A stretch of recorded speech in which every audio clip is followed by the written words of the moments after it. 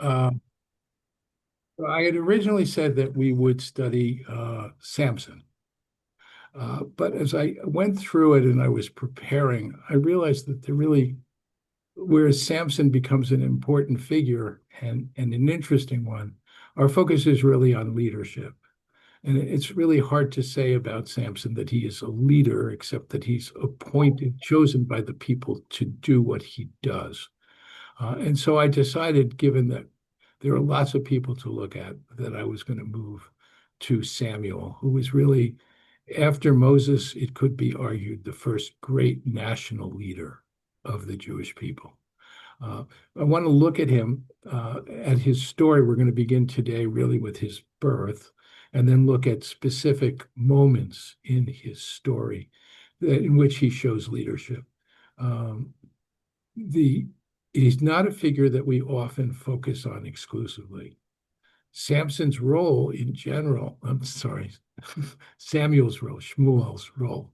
In general, we look at it in terms of David and Saul, and then David and his appointment of them. But I think it's interesting to look specifically at him and the things he does and the things he said. So that's what we're going to do today. And I am going to share my screen now.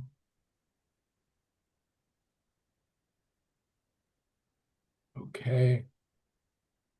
Let me make this smaller. Uh, all right. So we're at the beginning of the first book of Samuel.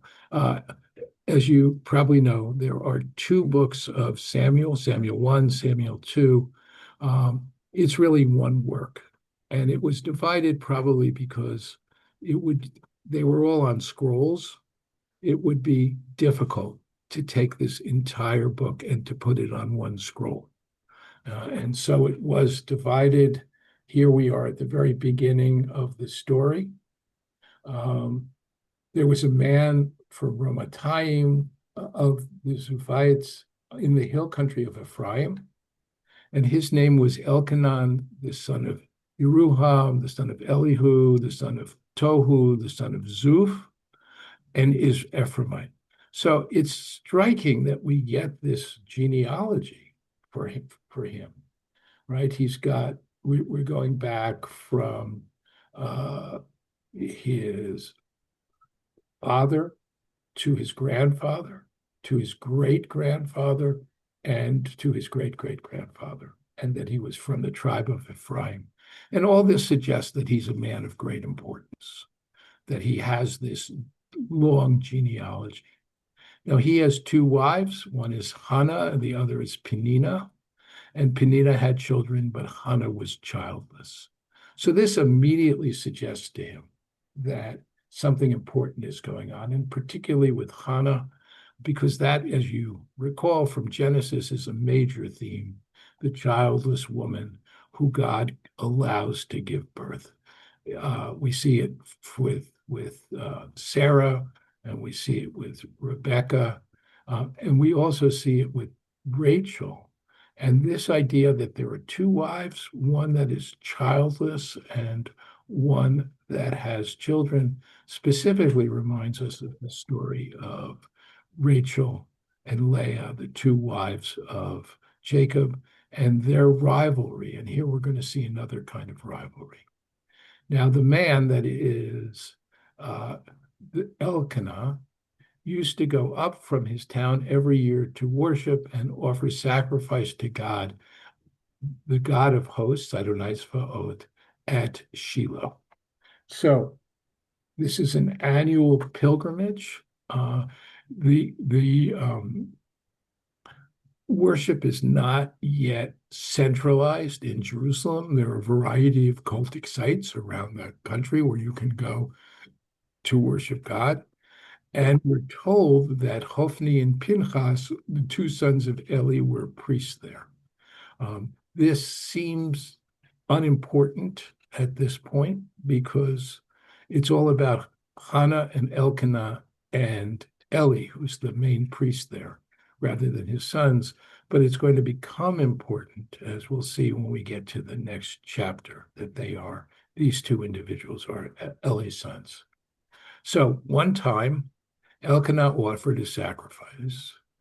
He used to give portions to his wife Peninnah and all his sons and daughters, but to Hannah he would give one portion only, though Hannah was his favorite.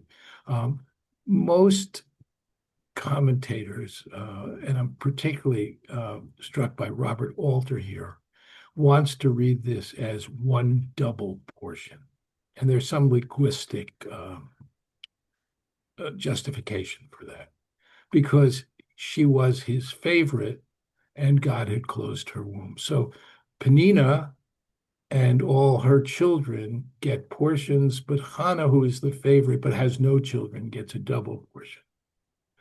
And her rival, that is Peninnah, to make her life miserable, would taunt her that God had closed her womb.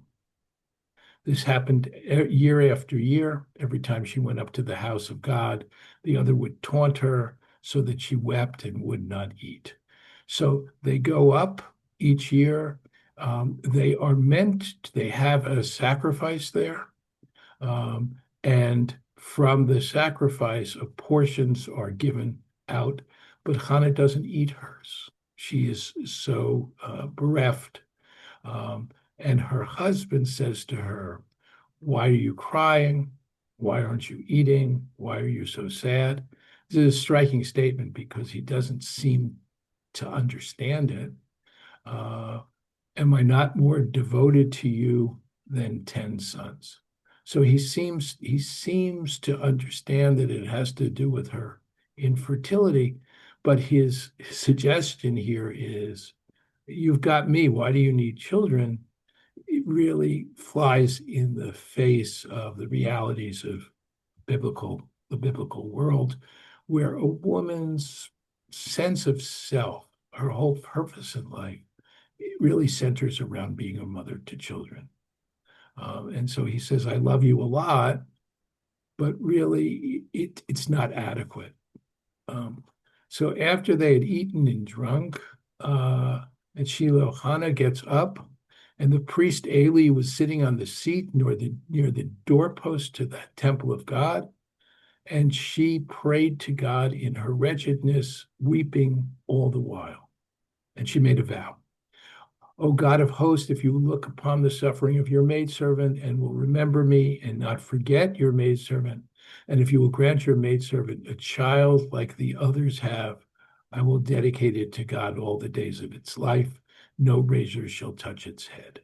So the idea here is it's interesting that she emphasizes a child like others have. So surely that taunting of her co-wife is in her mind. And she says she'll dedicate the child to God all the days of his life. No razor will touch his head. What she's saying is that he will become a Nazirite. A Nazirite was a particular institution in ancient Israel. A person would take upon themselves a vow that for a period of time they would leave their hair uncut. They wouldn't consume alcoholic beverages, and they would not go to a cemetery or to a burial of a person. These regulations, with the exception of the hair, really are similar to the kinds of requirements for priests. And I think at least priests, when they're going into sacrifice, are not supposed to drink. And so it seems here that what she means is that she will dedicate him, because a Nazirite is dedicated to God. Unlike most Nazirites, the usual way, you dedicate yourself, not have your mother dedicate you, and it's for a particular period of time. At the end of that period of time, you would cut your hair, shave your head actually, and your hair would become a kind of sacrifice in addition to other sacrifices, and then you would go on your way. What she's saying here is something really different. But it doesn't seem, when she says, "I'll dedicate it to God all the days of his life," you get the sense that simply he will be a Nazarite. And a Nazarite, in being a Nazarite, is dedicated to God. But as we're going to see, that's not quite what she means. So she keeps on praying, and Ellie watches her mouth. She was praying from her heart, only her lips moved, her voice could not be heard. So Ellie thought she was drunk. And this really, I think, shows you how bad things are in Shiloh. That Ellie, who is a priest, doesn't recognize sincere religious belief, even when it's before him.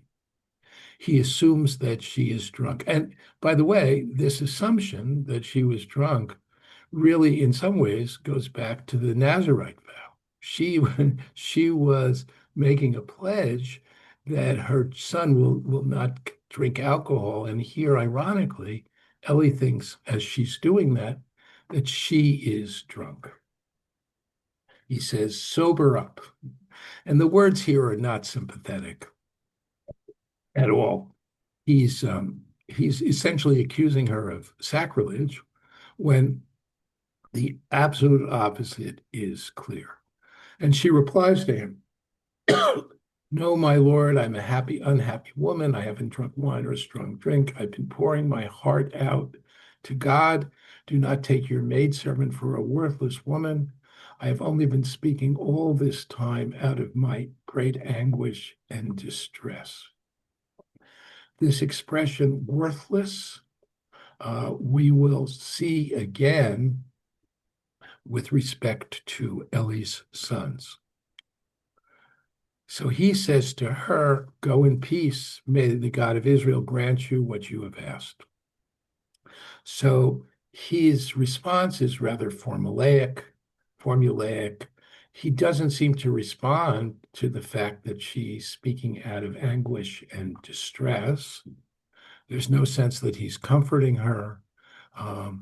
And he says probably to her what he would say to anyone who came there and pleaded or asked of God something. Um, the rabbis in the Talmud, as you may know, really pick up on this scene, and particularly on what Hannah is doing, that she is praying, only her lips are moving and her voice can't be heard. And the rabbis say this is the proper way to pray. Hannah becomes a model, striking. She's, after all, a woman. And in the rabbinic world, we don't see lots of cases of women who become models, and particularly that the whole Jewish people should pray the way Hannah has prayed. Oh no, I'm an unhappy woman, rather that her lips are moving, but her voice is not heard. Okay, so she says to him, "You are most kind," and she leaves and she eats, and she's no longer downcast. She feels like she has opened herself up to God, and as a consequence, she has some confidence that there's a possibility here that things will change. And indeed, they do. Elkanah knew his wife Hannah. God remembered her. She conceived, and at the turn of the year, she bore a son, who she named Samuel or Shmuel, meaning "I asked God for him." Now, of course, the name you would expect, if it's "I asked for him," would be Shaul, who is actually Saul, who Samuel will eventually anoint as king. But one of the medieval commentaries, I think, very interestingly says, well, it's "I've asked of God." So it's Shaul Al or Shmuel. And when this man, Elkanah, and his household were going up to offer to God the annual sacrifice, his votive sacrifice, Hannah did not go up. It's the first time she hasn't gone up. And she said to her husband, "When the child is weaned, I will bring him For when he has appeared before God, he must remain there for good. And so we see that her vow was not merely that he would be a Nazarite, but she would literally lend him to God, God who, in the sense, lent her son to her. And Elkanah says, do as you think is best, stay home until you've weaned him. May God's word be fulfilled. So she stayed home, nursed her son until she weaned him. And when she had weaned him, she took him up with her along with 3 bulls, an ephah of flour, and a jar of wine. And though the boy was still very young, she brought him to the house of God at Shiloh. After slaughtering the bull, they brought the boy to Eli, and she said, please, my Lord, as you live, my Lord, I am the woman who stood before you, prayed to God. It is this boy I prayed for. God has granted me what I asked. I, in turn, hereby lend him to God. As long as he lives, he is lent to God. And they bowed low before God. I'm going to stop here. There is a prayer. I want to talk about that briefly. But for now, let me stop sharing.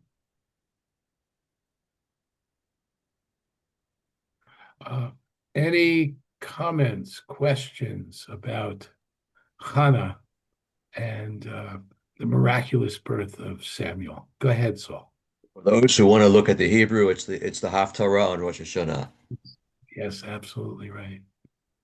Um, it is, which parallels, of course, the story of the birth of Isaac, right? Um, and the Haftorah there, or the enunciation of the birth of Isaac. There too, we had a childless woman who God allows to give birth. That's the connection. Anything else about Hannah? Anything strike you about this? All right, let me go back, and we're going to look at the prayer just briefly. What's striking about this prayer is that here we are.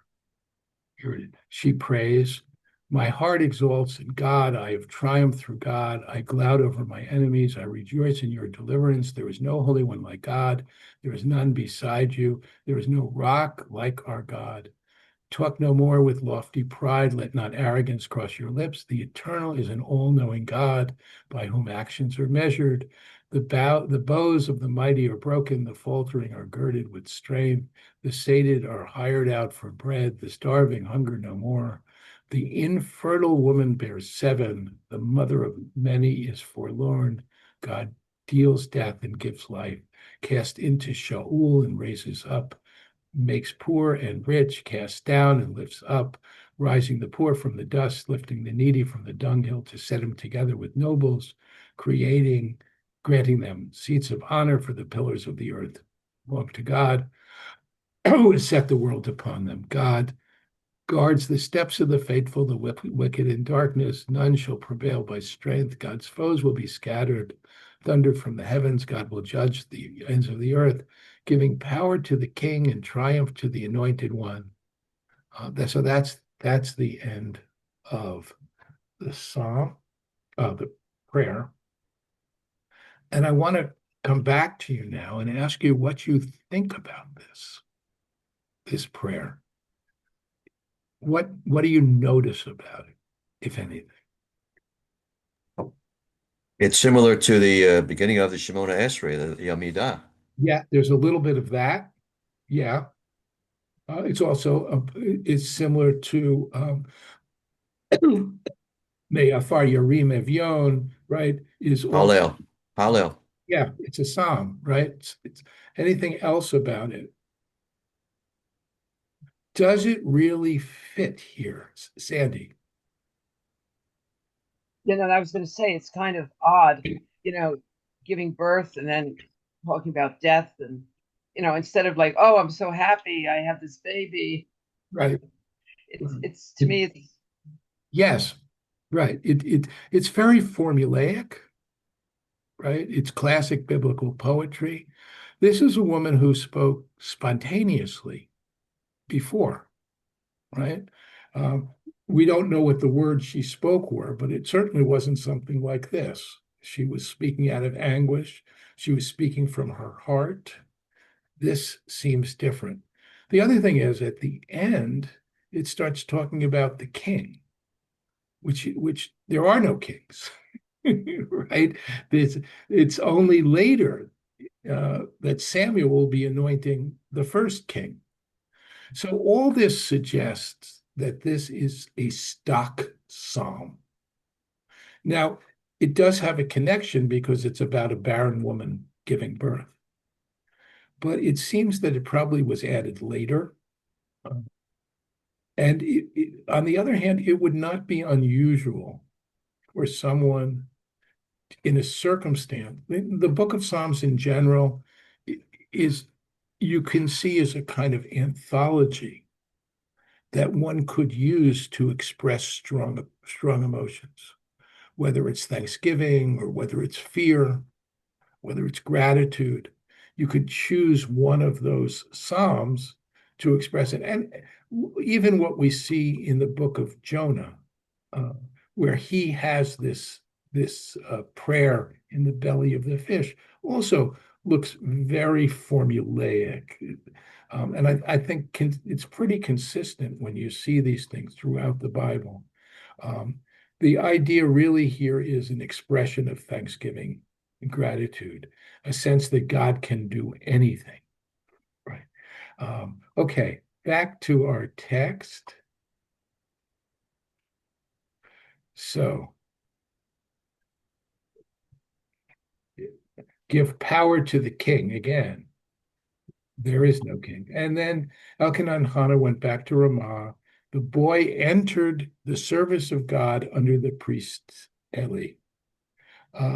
Now his sons were scoundrels. We heard about them before. They paid no heed to God, and this is how they behaved. When anyone brought a sacrifice, the priest's boy, that is the servant of the sons of Eli, would come along with a three-pronged fork while the meat was boiling, and he would thrust it into the cauldron or the kettle or the pot or the small cooking pot. Whatever the fork brought up, the priest would take away with it. So this meat, this sacrificial meat, a section of it was supposed to go to the priests. But here, instead of the sacrifice being made and then the priests would get their share, they're sending someone who's essentially taking what belongs to God, not just their portion. And this was the practice at Shiloh when the Israelites came there. But now, even before the suet was turned to smoke, the priest's boy would come and say to the party that was sacrificing, hand over some meat to roast for the priest. He won't accept boiled meat from you, only raw. I'm sorry, I misread this. So, right, this is how it used to be, that the priest's boy would come along while the meat was boiling after the suet had been turned to smoke. The suet is the part of the meat that could not be eaten, and that was to go to God, and then only then could a person take it. And it used to be that the priest's boy would come and at the appropriate time take it. But now, even before the suet was turned to smoke, the priest's boy would come and say to the party, hand over some of that meat that I can roast it for the priest. He won't accept boiled meat, only raw, right? So depriving God. And if the response was, let them first turn the suet into smoke and then take as much as you want, he said, the boy says, no, hand it over or I'll take it by force. So you can see this real abuse of what's meant to be a very sacred ceremony. The sin of the young men against God was very great, for these men treated God's offering impiously, and Samuel was engaged in the service of God as an attendant, girded with a linen ephod, and his mother would every year make a little robe for him and bring it up to him every year when she made the pilgrimage with her husband to offer the annual sacrifice. So this is a really poignant little passage as we get this sense that she had to separate from her son after he was weaned. And now she gets to see him only once a year when they go up, and she brings him a little robe. As, he's gotten bigger, he needs a new one. And Ellie would bless them and say, may God grant you offspring by this woman in place of the loan that she has made to God. Right? So here it's not formulaic. Then they would return home. For God had taken note of Hannah. She conceived and bore 3 sons and 2 daughters. Samuel, meanwhile, grew up in the service of God. Now, Eli was very old when he heard all that his sons were doing in Israel and how they lay with women who performed tasks at the entrance to the tent of meeting. So now we hear another detail. Not only are they taking meat, part of which belongs to God, they also, as these women come, and one thinks of Hannah, actually, somebody who would come to the tent of meeting, and they would sleep with them. It also has some overlays here of pagan practices, sacred prostitution, as people would go to a temple, and the priests there, the pagan priests, would do this. So he said to them, that is, Eli heard about it. Why do you do such things? I get evil reports from the people. Don't, my sons. It is not a favorable report I hear God's people spreading about. If someone sins against another person, God may grant pardon. But if someone offends God, who can obtain a pardon? They ignore him. God has resolved that they should die. So Samuel, meanwhile, grows in esteem and favor both with God and people. And now an agent of God, a malach, an angel comes to Eli and says to him, thus said God, lo, I revealed myself to your fathers house in Egypt when they were subject to the house of Pharaoh, and I chose them from among all the tribes of Israel to be my priests, to send my altar, burn incense, to carry an ephod before me, and I assigned to your father's house all offerings of fire of the Israelites. Why then do you maliciously trample upon the sacrifices and offerings that I have commanded? You've honored your sons more than me, feeding on the first portions of every offering, my people Israel. Assuredly declares the Eternal, the God of Israel, I intended for you and your father's house to remain in my service forever, and now declares God, far be it from me, for I honor those who honor me, and I spurn but those who spurn me shall be dishonored. A time is coming when I will break your power and of your father's house, and there will be no elder in your house. You will gaze grudgingly at all the bounty that will be bestowed upon Israel. There shall never be an elder in your house. I will not cut off your offspring from my altar. I will to make your eyes pine and your spirit languish. All the increase of your house shall die as ordinary men. And this will be a sign for you. The fate of your 2 sons, Hophni and Pinchas, you will die on the same day, and I will raise for myself a faithful priest who will act in accordance with my wishes. I will build for him an eternal, enduring house. He will walk before my anointed forever, and the survivors of your house will come and bow low to him for the sake of money and a loaf of bread, and say, please assign to me one of the priestly duties that I may have a morsel to eat. Okay, and that is the end of that. This angelic message of doom that comes to Eli. And now we're going to see Samuel, who is really called now to leadership. One day, really one night, Eli was asleep in his usual place. His eyes had begun to fail and he could barely see. The lamp of God had not yet gone out. That is, the light in at the shrine in Shiloh which was to burn through the night. So it's not yet morning, but perhaps the early hours of the morning, not yet light. Samuel is sleeping in the temple where the ark of God was. And God called out to Samuel, and he answered, I'm coming. And he ran to Eli and he said, Here I am, you called me. Hineni, you called me. And he replies, I didn't call you, go back to sleep. So he went back and lay down. And God called Samuel. Samuel rose up and went to Eli. He says, Hineni, you called me. He replied, I didn't call you, go back to sleep. Now Samuel had not yet experienced God. The word of God had not yet been revealed to him. God called Samuel again a third time. He rose, went to Eli, he said, Here I am, you called me. And Eli understood that God was calling. So he said to Samuel, Go lie down. If you are called again, say, Speak, God, your servant is listening. And Samuel went back to his place and lay down. And God started communicating as before. This time, notice that it is Samuel, Samuel, right? And Samuel, as though he's trying to wake him, Samuel answers, Speak, for your servant is listening.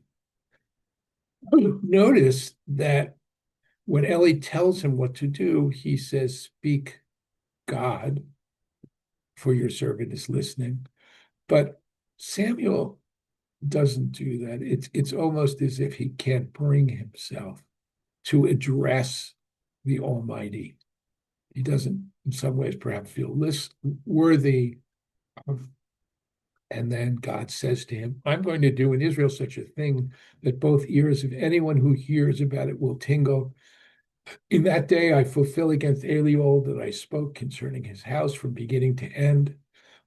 And I declare to him that I sentence his house to endless punishment for the iniquity he knew about, how his sons committed sacrilege at will. He did not rebuke them. Assuredly, I swear concerning the house of Eli that the iniquity of the house of Eli will never be expiated by sacrifice or offering.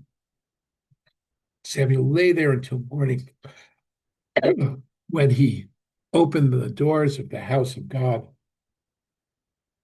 He was afraid to report the vision to Eli, but Eli summons him and said, Samuel, my son. Notice that expression. There is obviously a closeness. Eli has been like a father to Samuel, and he answers, Hineni, here I am. And Eli said, What did God say to you? Keep nothing from me. Thus and more may God do to you if he keep from me a single word of all that was said to you. And Samuel tells him everything, withholding nothing from him. And Eli said, God will always do what is right. Okay, so I'm going to stop here for today in terms of the text. And so what's striking to me is God has already made this pronouncement to Eli. He's told him exactly what's going to happen. And he's even told him that you'll know it because it's going to happen. Your two sons will die on this single day. So the question is, why give this message to Samuel? Why actually not just let it happen? What is Samuel's role here? Any thoughts? Why, why is this even necessary? And it couldn't have been easy for Samuel to deliver this message to this man who had been like a father to him. Any thoughts at all? Yeah, Myra. The only thing I can think of is that Eli's sons were bad. Yes. Samuel was the good guy. He was the good guy. He certainly stands. And you can imagine then that it's even closer, the relationship. Yeah, that's the only thing I can think of. Yeah. So, okay. So Samuel's the good guy. Yeah. Go ahead, Sandy. Well, excuse me. I guess it shows Eli that God speaks to Samuel. I don't Yeah, I don't know if he knew that before. that's true. Yeah. So Ellie gets to see that, but I think it's more than that, actually. Yeah, go ahead, Saul. You have to unmute. It may have to do with his leadership. You know, he appoints Saul, he castigates Saul after Saul does not complete the killing Um, of yeah, you know, Gog. Uh, and you know, it's I guess it's the beginning of a very uh forceful part that Samuel's playing in this whole situation. And this is the beginning of it. yeah, I think that's right. I think this is the moment that Samuel is called upon to exercise leadership. It's really the first place we see it. And it's a difficult thing that he's being asked to do. He's going to have to say difficult things to people. He's good, and we're going to see that, of course, with Saul, as he will be instructed by God to take the kingship away from Saul, right? This is a hardening of Samuel, I think, that he's being put in this position because ultimately he has to be his own person. He has to actually turn his back on Ellie, pronounce this kind of doom against Ellie. But the other thing is that he must know that Ellie deserves it in a way. That Ellie did tolerate his son's behavior. There was a weak admonition. He told them this is good, it'll have bad consequences. They ignored it, and he did nothing about it. So here, God is asking Samuel for the first time to assume this mantle of leadership. In a way, I think that's difficult for him. It's a pivotal moment, really, in his development. Any other comments about this? All right, so I'm going to stop here because I want the whole next section really deserves to be taken as a whole, as we'll begin to see Samuel actually taking his place now on the stage and beginning to be recognized by the people as an authority, as an important figure.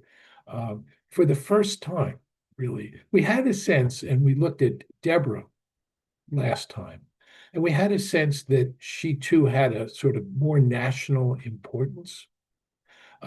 She could call down tribes who would join the battle, uh, and those who did, she praised, and so on.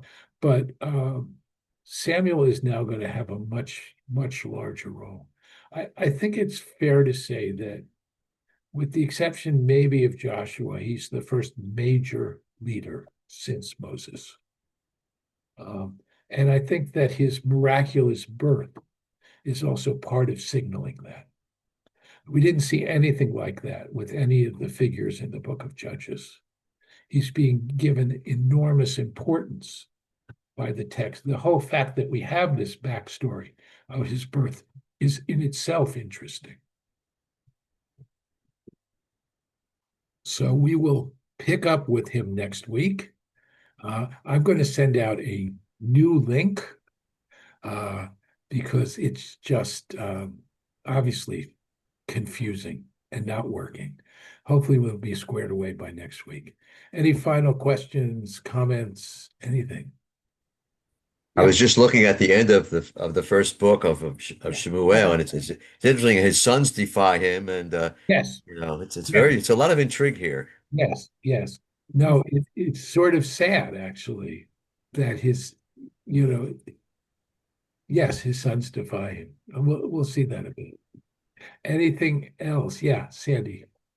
What did it excuse me, what did it mean when you read the part that the priests would not eat boiled meat, only raw?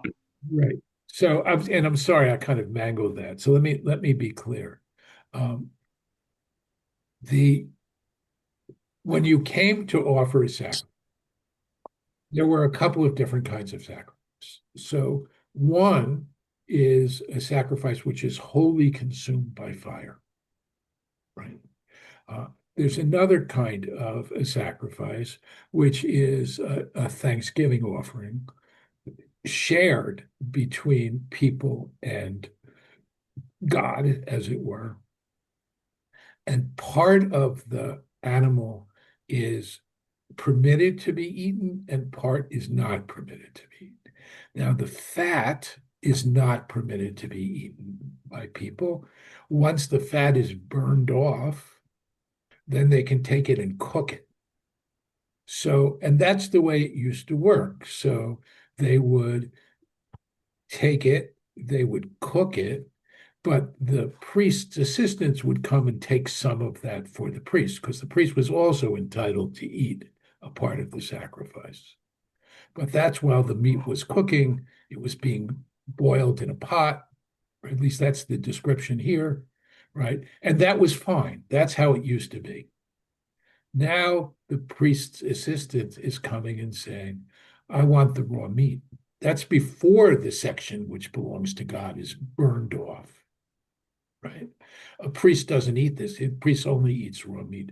So God's portion, as it were, which was meant to go to God, is now being taken by the priests, right? And that is an abuse of power.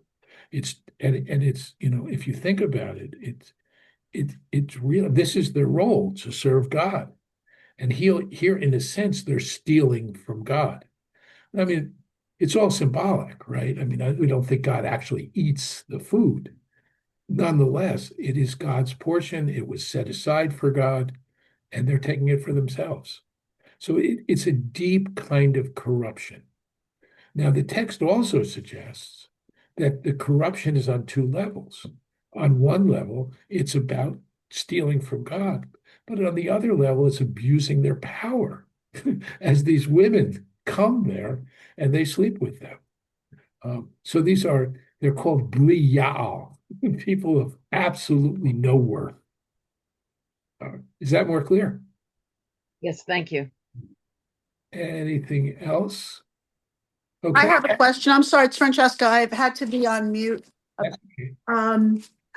When you were talking, it's something I was rolling around in my head, and I thought before class finishes, I'll ask about it. When the question about why did God say this ahead of time, what I thought about it, was it an act of kindness and deference so that he's not blindsided when it happens? Maybe I'm reaching too much, but that's the first thing I thought about. No, absolutely. I think that's true. So he could prepare himself for Right. whatever. My question is, why does it, the first time makes sense? It's the second time that's striking. The message has Yes. already been delivered, but here God is making Samuel the messenger. And it's a hard message to deliver, Of course. right, to this man who's been his father figure. And I think because it seems unnecessary, right? Also. Right. So it's more about Samuel than it is about Eli. Any other, one other thing I failed to mention, the light that had not yet gone out, right? That's when God calls Samuel, it's in the morning. But why do we have this? First of all, we see that Eli doesn't see very well. And then we have this comment about how the light had not gone out. So Eli is in darkness, as it were, and he's closed his eyes to what his sons are doing. But the light in Israel has not yet gone out, right? And Samuel is going to represent, in some ways, that light coming back alive. So I think the comment about the light not yet going out is really very symbolic, right? That this will be a moment of renewal.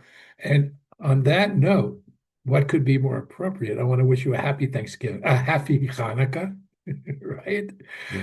Hanukkah is, of course, about the light not going out, not merely that a cruse of oil lasted a long time, but that the light, the Jewish people, as it were, almost disappear.